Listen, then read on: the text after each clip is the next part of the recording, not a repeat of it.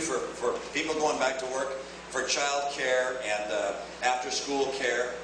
In some respects, there are going to be places like Boys and Girls Clubs that offer these services virtually free. Not entirely, but virtually free.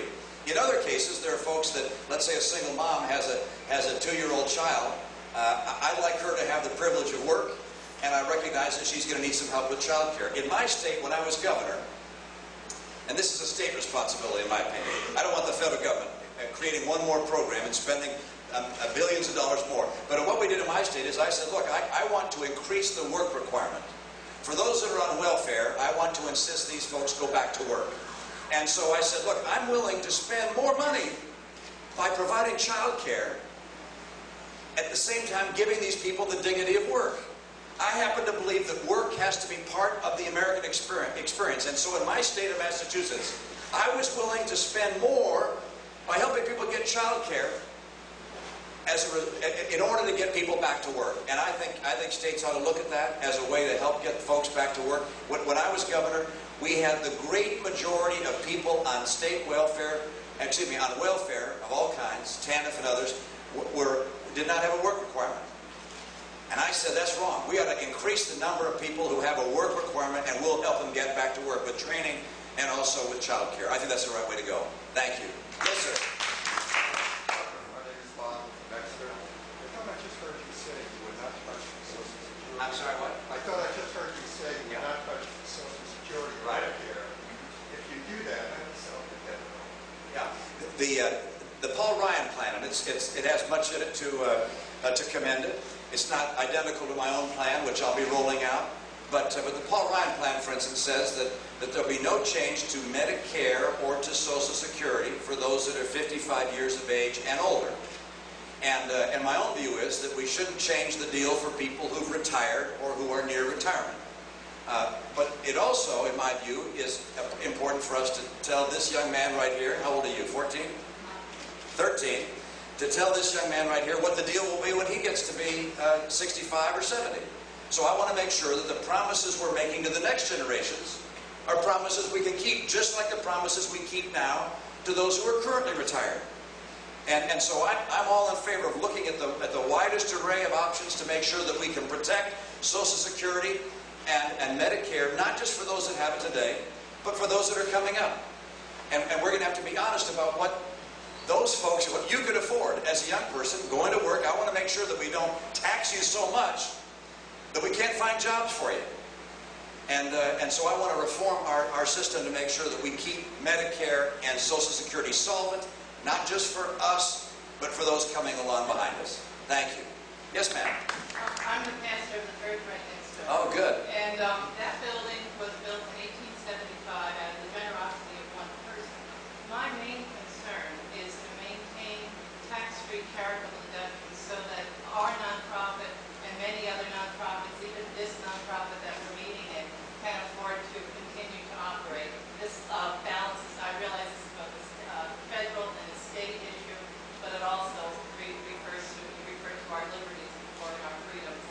And that's a tremendous freedom that we have in this country, and I'd like to see what you think about it. I appreciate your perspective. I have not laid out precisely how I would change the tax code. I would like to see our rates lowered, and I'd like to see fewer deductions, exemptions, loopholes, credits, and so forth, both at the corporate level and at the individual level.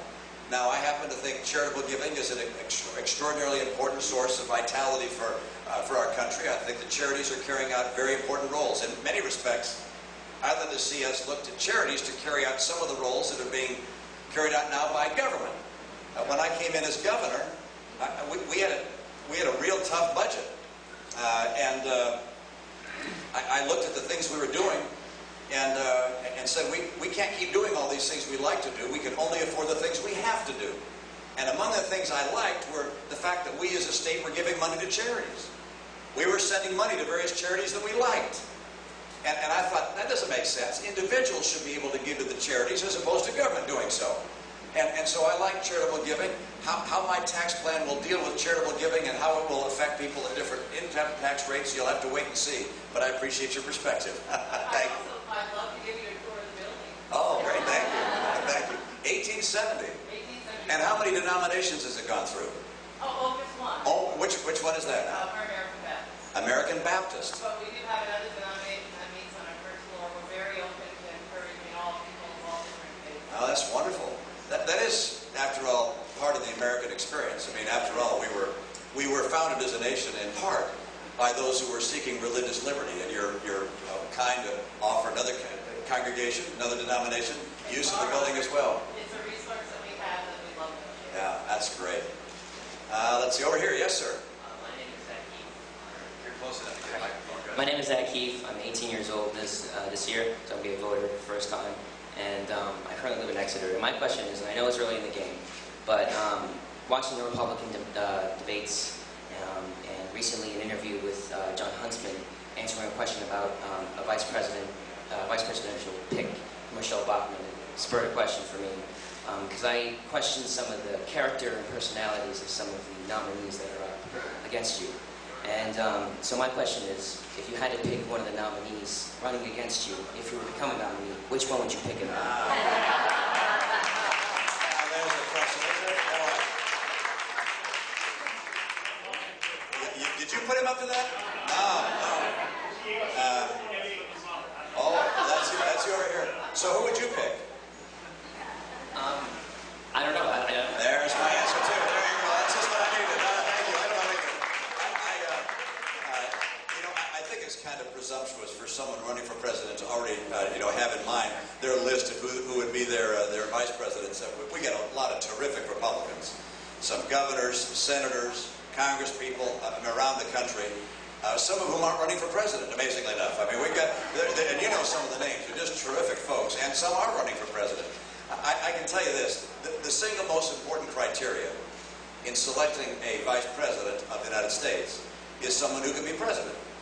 And you'd hope that the American people would recognize this person, if that person had to be taking the position of the person we elected, who for some reason is no longer able to serve.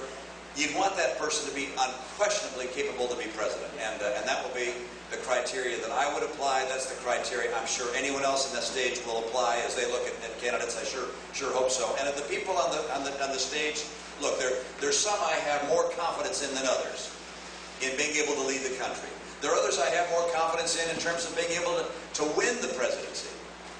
But one thing's for sure: each one of the people on that stage that I debate with would be a better president for America than the current occupant of the White House.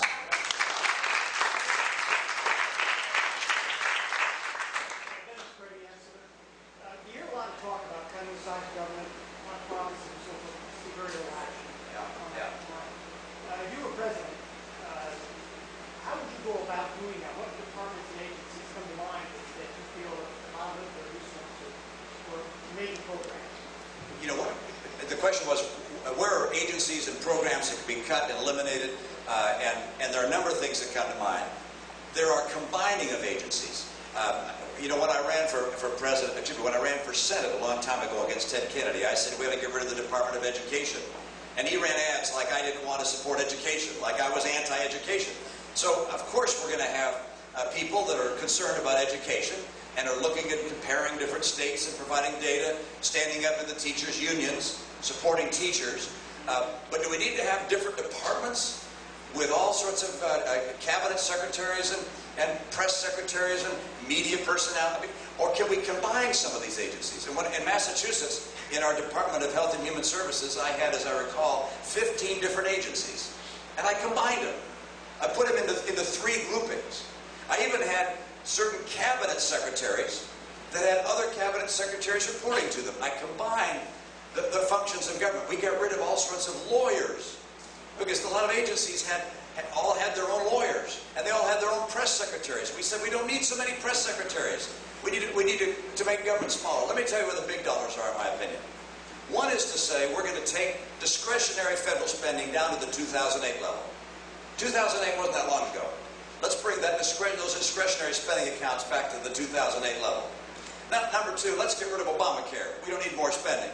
Number 3, let's have federal workers have their compensation tied to the level of compensation in the private sector. Government workers shouldn't be making a lot more than private sector workers.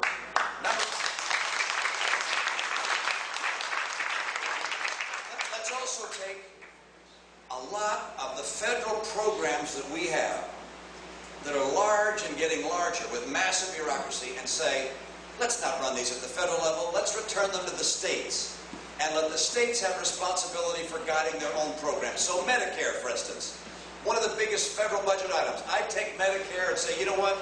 We're going to take the dollars the federal government has in Medicare, give it back to the states, let states take care of their own people in the way they think best. You follow those procedures, and I've laid them out. I've got a whole series of things I would change, and I can get America a balanced budget, and that's what we deserve, and that's what the next generation should insist upon. Thank you.